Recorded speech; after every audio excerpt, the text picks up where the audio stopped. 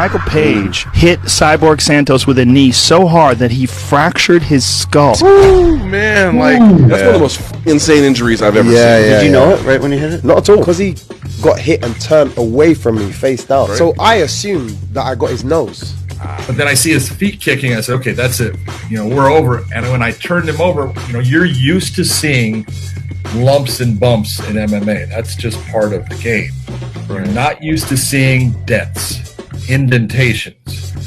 And that's what I was looking at. And I was like, oh, get in here real quick. I was waiting for the ringside position. We got a problem. My coach said he saw him when he was walking out and didn't want to ruin my evening. So he was just like, didn't tell me. So that night, we went out, had fun with my family, friends, celebrated, and nobody told me that had happened. The next day, my sister sent me a picture that he put out. My family are full of jokers.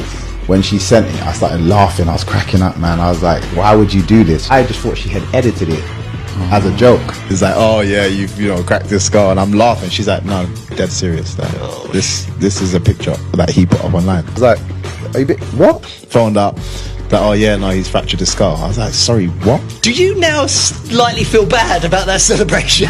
I don't believe I would have celebrated in that way if had I known. We'll devastated for him. You wouldn't wish this on your worst enemy. We don't go in there to cause that kind of harm to somebody. After 7 hours of surgery, Cyborg released the following statement. I'm all right. He only broke the eggshell, but nothing happened to my brain. But another incident would involve those two. I think it was like 2 years later that I met him. But it was a bit of an awkward one. His student was fighting one of my teammates, and then my teammate popped his knee during a submission, and then we were coming in to be like, hey, how's things? And it's like, he's already pissed off at me, I'm sure, and then he's going to be even more. It was very awkward. MVP would go on shattering bones and limbs and making the highlights real.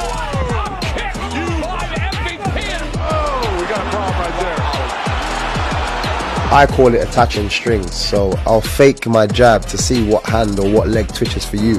When you start seeing me shoulder rolling and like smiling, for me, I've attached all the strings I need, and now it's a case of which move am I going to assign to this. MVP has led Waste to the welterweight division of Bellator, tying Pitbull for the most KO wins in the organization.